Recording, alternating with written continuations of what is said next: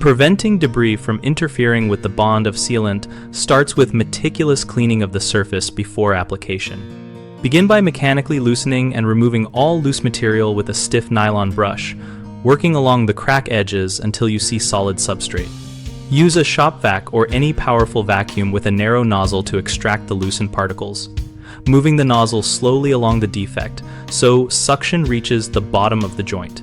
After vacuuming, finish with a leaf blower set to low to displace any remaining fine dust without scattering fresh debris into the cleaned area. If the crack is deep, introduce the vacuum nozzle, then the blower in alternating passes so you do not leave a residue layer at depth.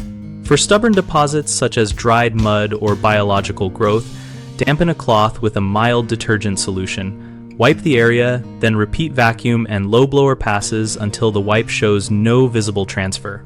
Allow the surface to fully dry. Moisture trapped beneath sealant causes adhesion failure, so wait until the substrate feels dry to the touch and no dampness is visible in the joint. Common mistakes include relying only on compressed air, which can drive fine particles deeper into the crack and leave a film that reduces adhesion. So follow mechanical brushing and vacuuming first, then use low pressure air. Another issue is using a high setting on a leaf blower or compressor, which scatters new debris back into the joint and creates a static cling of dust. So always set the blower to low and approach from a clean direction. People often skip the drying step and apply sealant to a damp surface, which leads to poor cure and bond. So always verify dryness by touch and consider a moisture meter for critical work.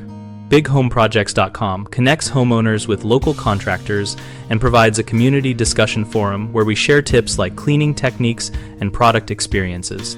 We help contractors find work by making it easy for them to participate in conversations and showcase their know-how to local homeowners.